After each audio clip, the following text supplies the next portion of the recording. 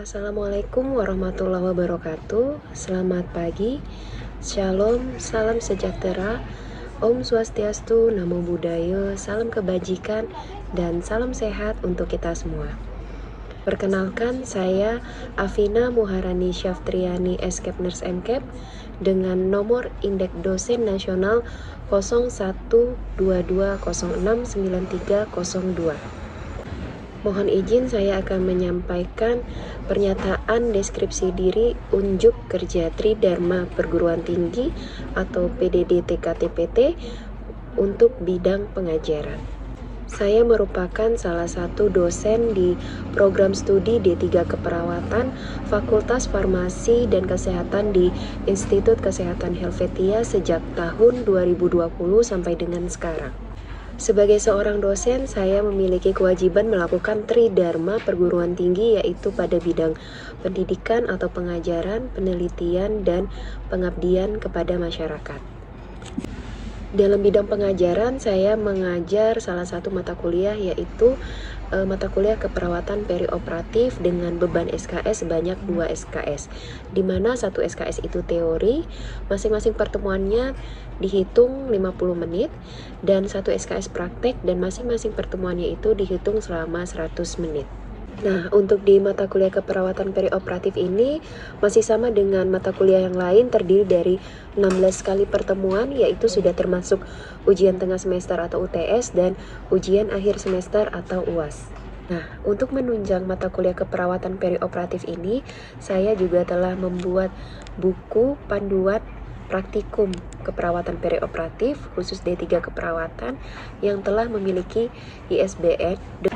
Baik, seperti kita ketahui, sebelum memulai perkuliahan atau pembelajaran, dosen harus mempersiapkan RPS atau Rencana Pembelajaran Semester, kemudian RPP, Rencana Pokok Pembelajaran, dan juga kontrak perkuliahan. Di sini saya akan menjelaskan RPS atau Rencana Pembelajaran Semester untuk mata kuliah keperawatan perioperatif. Untuk mata kuliah keperawatan perioperatif ini, RPS-nya ada terdiri dari deskripsi mata kuliah. Nah, adapun deskripsi mata kuliah untuk keperawatan perioperatif adalah keperawatan perioperatif ini membahas beberapa lingkup bahasan seperti konsep dasar keperawatan perioperatif, prinsip etik keperawatan perioperatif, manajemen keperawatan dalam keperawatan perioperatif, kemudian peran perawat dalam keperawatan perioperatif, kemudian instrumen kamar bedah, kemudian manajemen patient safety di kamar bedah, kemudian ada asuhan keperawatan perioperatif secara komprehensif di berbagai sistem. Selain deskripsi mata kuliah, di rencana pembelajaran semester atau RPS pada mata kuliah keperawatan perioperatif juga memuat CPL atau capaian pembelajaran lulusan yang terdiri dari 5 CPL dan 14 CPMK. Untuk CPMK pertama yaitu mahasiswa mampu menggambarkan konsep dasar keperawatan perioperatif. Untuk CPMK kedua yaitu mahasiswa mampu mengadaptasi prinsip etik dari keperawatan perioperatif. CPMK ketiga yaitu mahasiswa mampu menguraikan asuhan keperawatan preoperatif. CPMK keempat yaitu mahasiswa mampu menguraikan asuhan keperawatan intraoperatif. CPMK kelima yaitu mahasiswa mampu menguraikan asuhan keperawatan postoperatif. Untuk CPMK keenam, mahasiswa mampu menguraikan penata laksanaan nyeri postoperatif. Dan untuk CPMK ketujuh yaitu mahasiswa mampu menguraikan instrumen kamar bedah dan manajemen patient safety di kamar bedah. Untuk CPMK ke-8, mahasiswa mampu menyusun laporan asuhan keperawatan perioperatif dengan kasus bedah mata ekstraksi katarak. Untuk CPMK 9, mahasiswa mampu menyusun laporan asuhan keperawatan perioperatif bedah digestif dengan kasus apendektomi. Kemudian untuk CPMK 10, mahasiswa mampu menyusun laporan asuhan keperawatan perioperatif bedah digestif dengan kasus kolostomi.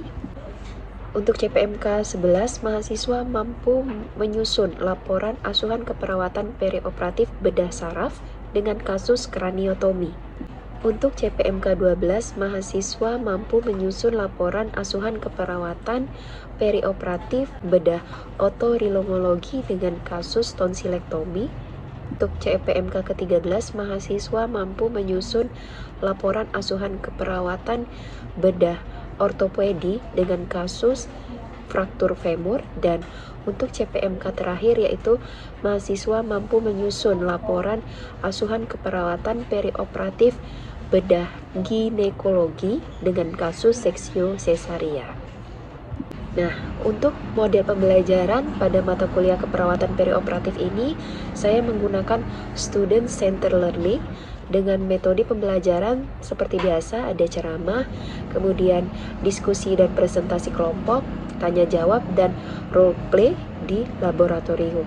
Untuk media pembelajaran yang saya siapkan pada mata kuliah keperawatan perioperatif ini, biasanya saya menyiapkan LCD, kemudian PowerPoint yang sudah saya kirim ke e-learning atau Siakat, kemudian ada buku ajar atau buku panduan praktikum D3 keperawatan terkait mata kuliah keperawatan perioperatif.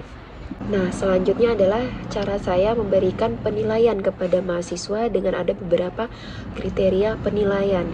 Adapun kriteria penilaian yang saya siapkan yaitu untuk nilai harian dinilai 10%, untuk tugas kita nilai 20%, untuk UTS kita nilai 30%, dan untuk UAS kita nilai 40%. Intinya nilai ini akan kita tambahkan semuanya dan nanti akan ada nilai poin akhirnya. Nah, untuk penilaian akhirnya bisa kita mulai dari nilai E. Nilai E yaitu poinnya 0 sampai 49. Nilai D poinnya yaitu 50 sampai 59. Nilai C poinnya 60 sampai 63. Nilai C plus nilainya poinnya 64 sampai 69. Nilai B poinnya 70 sampai 74. Poin B plus nilai poinnya itu sebanyak 75 sampai 79. Dan nilai A poinnya itu 80 sampai dengan 100. Selanjutnya saya akan menampilkan video pengajaran saya di kelas pada mata kuliah keperawatan perioperatif di pertemuan ketiga, yaitu tentang asuhan keperawatan preoperatif. Selamat menyaksikan dan terima kasih. Assalamualaikum warahmatullahi wabarakatuh. Waalaikumsalam warahmatullahi wabarakatuh. Selamat pagi semuanya. Pagi, Bu. Bagaimana kabarnya hari ini? Sehat, Bu. Sudah sarapan semua? Sudah, Bu. Oke, hari ini kita masuk kembali ya pada mata kuliah keperawatan perioperatif. Ya, oke. Jadi sebelum kita mulai perkuliahan, alangkah baiknya kita berdoa terlebih dahulu ya, adik-adik ya. Oke, seperti biasa, Komting bisa pimpin doanya. Baik teman-teman, sebelum kita mulai kegiatan belajar mengajar kita, ada baiknya kita berdoa menurut agar kata agama masing-masing, berdoa dimulai. Selesai. Oke, ya terima kasih Komting, si Askar sudah memimpin doa agar pembelajaran kita lancar hari ini. Baik, sebelum saya mulai pembelajaran, saya absensi satu-satu dulu ya. Rina, oke. Ada Febi, Saya, Bu. oke. Ica, saya Bu. Safrullah Askar, Saya Indah Permatasari, Bu. Oke, hadir semua ya. Kita, baik. Jadi sesuai pertemuan kita sebelumnya, kita akan membahas tentang asuhan keperawatan preoperatif ya. Ini adalah pertemuan kita ketiga ya. Jadi sebelum kita mulai, ada yang masih ingat pertemuan kita sebelumnya membahas tentang apa? Oke, silakan Dinda. Pertemuan kita sebelumnya itu membahas tentang tahapan atau fase perawatan perioperatif. Oke, bagus ya Dinda. Jadi Dinda masih ingat nih, pertemuan kita sebelumnya adalah membahas tentang tahapan atau fase ya pada keperawatan perioperatif. Kita lanjut.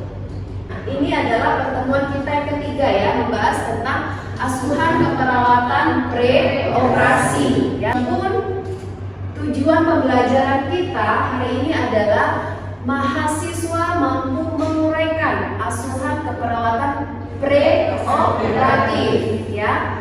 Nah, untuk pokok bahasannya kita akan membahas tentang konsep asuhan keperawatan preoperatif ya.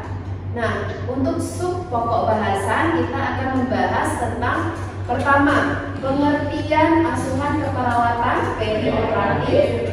Kemudian kedua, penentuan diagnosa keperawatan preoperatif. Kemudian ketiga, intervensi keperawatan preoperatif. Dan yang keempat itu evidence based nursing ya, yang berhubungan dengan intervensi keperawatan preoperatif. Jadi bisa kita lanjutkan? Bisa, Bu. Oke. Nah, hari ini yang akan kita bahas adalah pada tahap fase pertama ini ya, fase preoperatif. Jadi intinya itu fase preoperatif itu adalah fase sebelum dilakukan tindakan operasi ya. Oke, jadi ini harus kita ingat ya, tahapan atau fase keperawatan perioperatif ada 3 ya. Preoperasi, intraoperasi, postoperasi. Ya, Bu. Sampai sini paham adik-adik? Paham, Bu. Oke, kita lanjut ke selanjutnya. Nah, ada pertanyaan. Apa itu jadinya asuhan keperawatan preoperatif? Ada yang bisa menjelaskan? Oke, silakan Irawati. Baik, asuhan keperawatan preoperatif adalah asuhan keperawatan kepada pasien pada fase praoperasi. Oke, bagus. Selain jawaban Ira, ada lagi yang ingin menambahkan? Ya, silakan Samko. Asuhan keperawatan preoperatif adalah pemberian asuhan keperawatan pada pasien yang dilakukan sebelum operasi. Oke, bagus ya jawaban dari Sangkot. Tadi Sangkot juga menjelaskan bahwa asuhan keperawatan preoperatif adalah pemberian asuhan keperawatan ya yang dilakukan sebelum operasi ya. Oke, baru lagi yang ingin menambahkan? Oke, silakan Ica.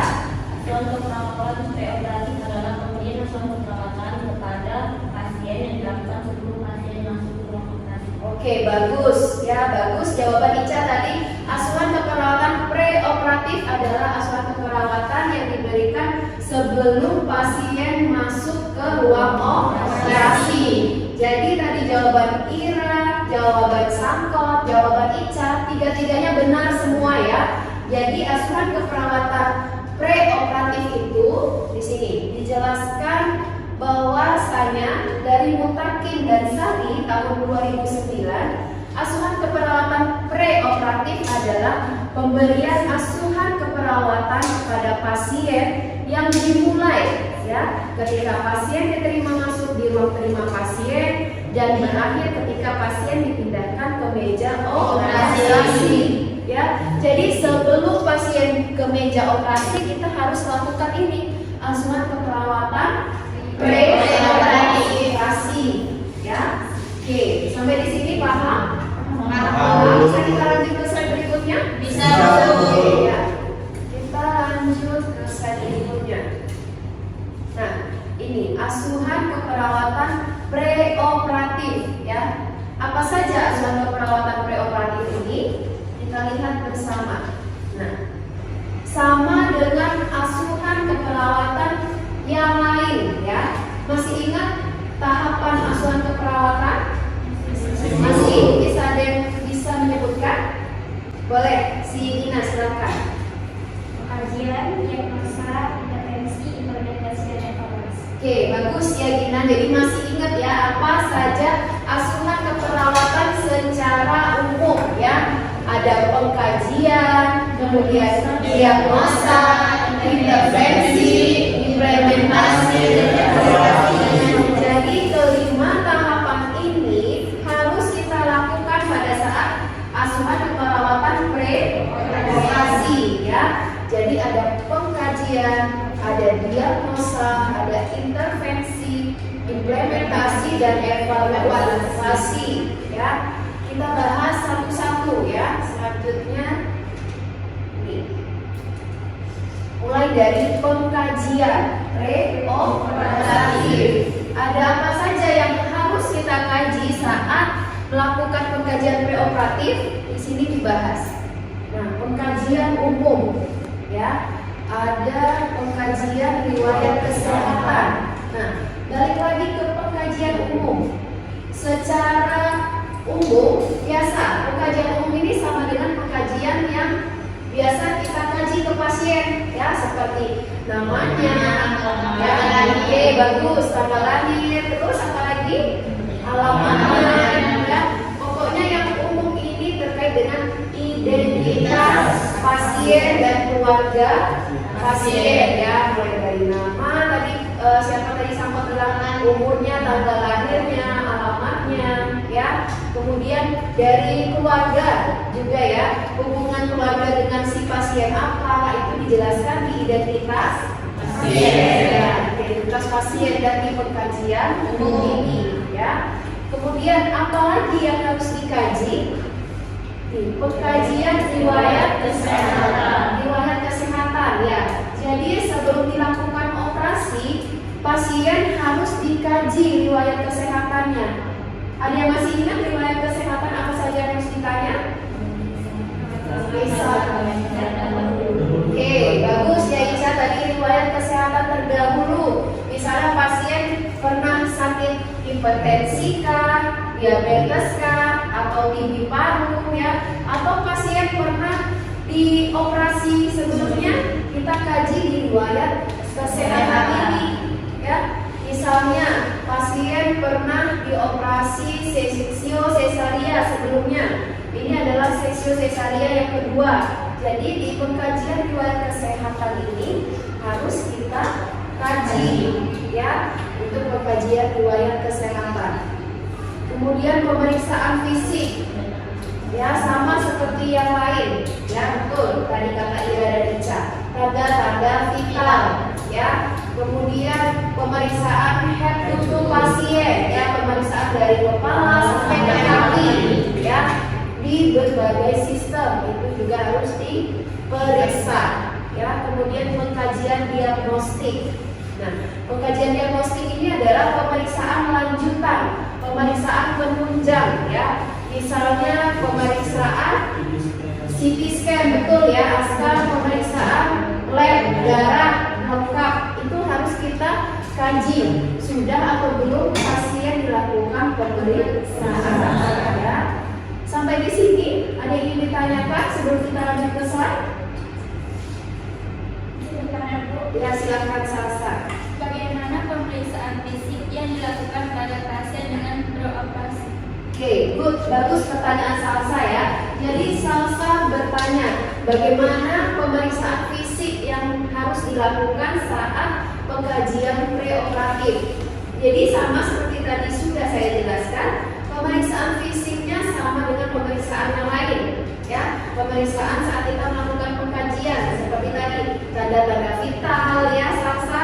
Kemudian pemeriksaan head to toe mulai dari kepala sampai kaki, ya. Kemudian pemeriksaan berbagai sistem mulai dari sistem kardiovaskular, kemudian sistem pernafasan, ya, sistem gastrointestinal, sistem saraf, sampai ke muskuloskeletal atau bagian otot, ya. Itu harus dikaji secara menyeluruh atau komprehensif, ya. Jadi singkatnya pemeriksaan fisik ini biasanya tanda-tanda vital, ya, Sasa. Kemudian pemeriksaan head to toe, kemudian pemeriksaan berbagai sistem, ya. Bisa diterima, Sasa? Sudah paham? Oke, ada pertanyaan yang lain selain pertanyaan Sasa? Oke, silakan Ade Fiti mau nanya apa? Di sini bertanya Bu, apakah persiapan yang harus dilakukan perawat sebelum dilakukannya tindakan operasi kepada pasien? Oke, bagus pertanyaan dari Ade Fiti, ya. Teman-teman yang lain dengar tadi pertanyaannya? Benar. Jadi Ade Fiti bertanya persiapan apa yang harus dilakukan perawat, ya, saat dilakukan operasi, sebelum operasi. Nah, saya ingin bertanya nih sama adik-adik, ada yang pernah dilakukan operasi? Pernah? Dari kalian atau keluarga? Pernah, Dinda? Operasi apa kalau boleh saya tahu? Appendicitis. Nah, appendicitis. Jadi kita gali dulu nih pengalaman Dinda, ya. Jadi selama operasi Din, apa saja biasanya perawat persiapkan? Coba bisa Dinda ceritakan yang Dinda ingat saja. Jadi rawat inap itu Iya, betul. biasanya dari rawat inap itu sebelum kita lakukan operasi dengan Bu, kita ditanya-tanya apakah keluarga bersedia. Setelah keluarga bersedia, keluarga itu disuruh menandatangani surat kan. Kemudian dikasih tahu dokter apa itu namanya, bahwasanya posisi yang mau akan dioperasi. Betul. Setelah itu, setelah selesai barulah ditransfer ke ruangan otak. Good, bagus ya tadi Dinda sudah memberikan pengalamannya ya terkait sebelum operasi dia dilakukan apa saja sama petugas kesehatan. Tadi ada dokter, ada perawat ya. Jadi secara umum sama seperti yang Dinda katakan tadi, ada persiapan. Misalnya tadi diberikan surat itu namanya surat informed consent ya, lembar persetujuan pasien dan keluarga untuk dilakukan tindakan operasi ya. Jadi ada itu yang harus disiapkan. Pertama lembar informed consent, kemudian penjelasan tentang daerah yang akan dioperasi. Jadi nanti dijelaskan ada sama dokternya, ada sama perawatnya ya. Nanti dijelaskan misalnya tadi appendicitis ya. Jadi ibu akan dilakukan tindakan operasi appendicitis. Jadi nanti daerah operasinya ada di bagian perut ibu sebelah kanan misalnya seperti itu. Kemudian waktu operasinya berapa lama itu harus dijelaskan ya.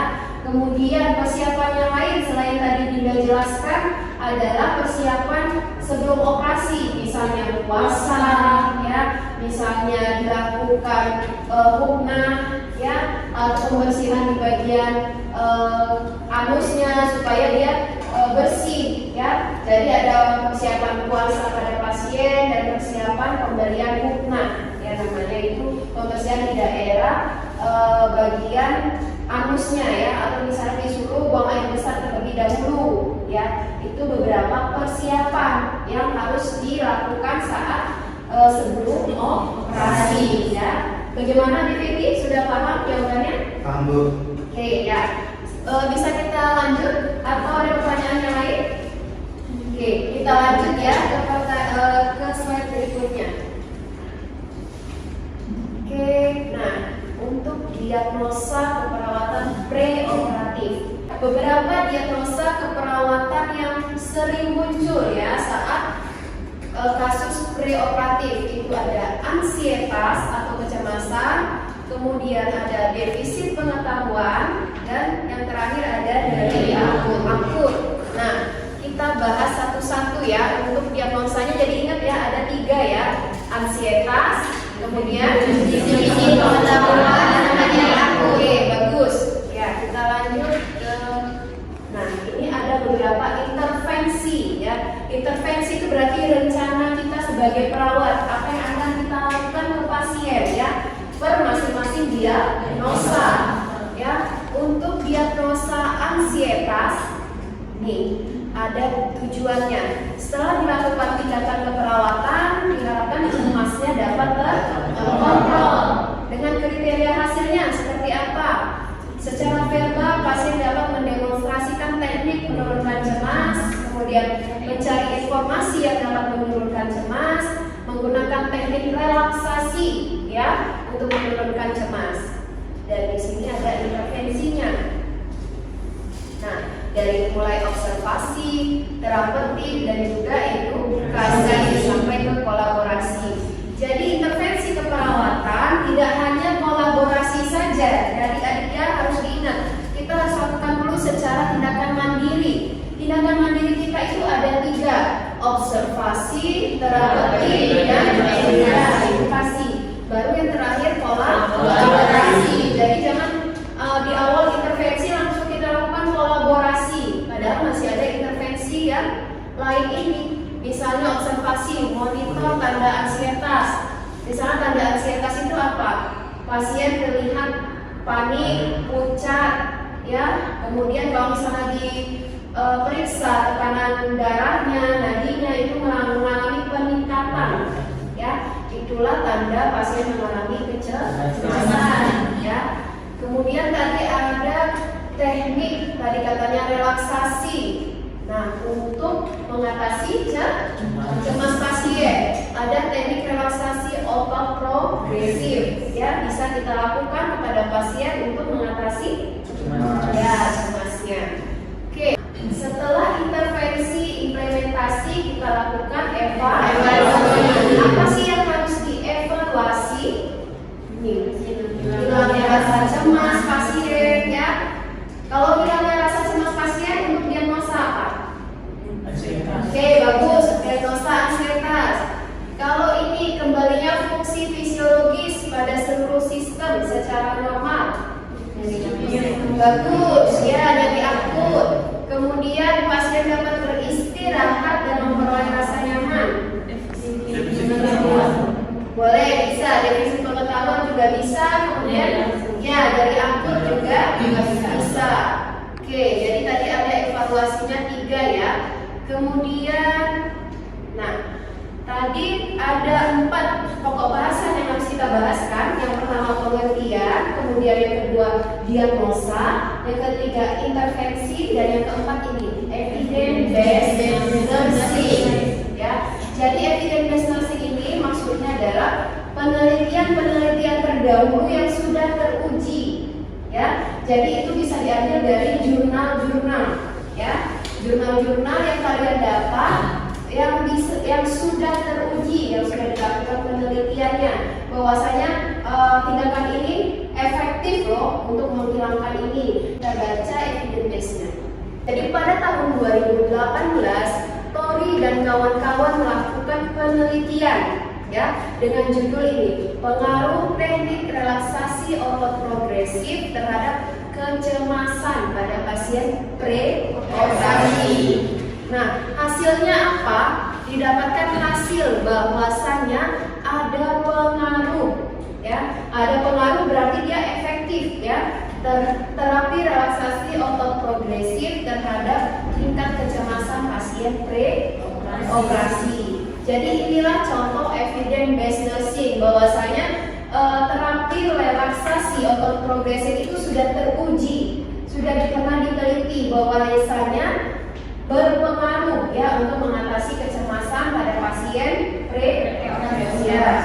Sebelum kita akhiri, ada tidak yang bisa menyimpulkan pertemuan kita pada hari ini membahas tentang apa? Oke, silakan, Aska.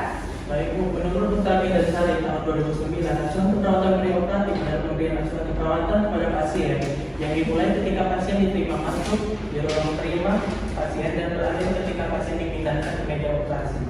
Diagnosa perawatan yang sering pada kasus preoperatif adalah ansietas, kecemasan, defisit pengetahuan, dan nyeri abdomen. Salah satu intervensi keperawatan yang dapat dilakukan saat pasien mengalami ansietas preoperatif adalah teknik relaksasi otot progresif. Ya, bagus sekali. Jadi Aska sudah merangkum semua pertanyaan kita atau pertemuan kita pada hari ini, ya. Jadi tadi Aska sudah merangkum pertemuan kita hari ini. Semoga kalian semua paham, ya, atas pertemuan kita pada pagi hari ini. Nah, sebelum kita akhiri, saya akan memberikan sedikit tugas sama kalian, ya, terkait evidence-based nursing ini, ya. Jadi nanti kalian di rumah cari lagi, ya, jurnal yang lain terkait dengan pre-operasi. Bisa dicatat, ya. Jadi kalian cari lagi jurnal yang lain terkait dengan pre-operasi, ya. Mulai dari judul jurnalnya apa, siapa penulis jurnalnya, ya, dan hasil penelitiannya. Oke, untuk pertemuan kita hari ini cukup sekian. Ini ada daftar pustaka, jadi buku untuk perioperatif bisa kalian lihat di sini apa saja, bisa kalian pinjam di perpustakaan kita, ya. Dan oke, terima kasih, ya, untuk pertemuan kita hari ini. Kita cukupkan sampai di sini. Ingat tadi tugasnya ada tentang mencari jurnal tentang preoperatif. Kemudian minggu depan kita jumpa lagi, ya, untuk materi selanjutnya, yaitu asuhan keperawatan intraoperatif, ya. Oke, untuk pertemuan kita hari ini sekian. Terima kasih atas waktu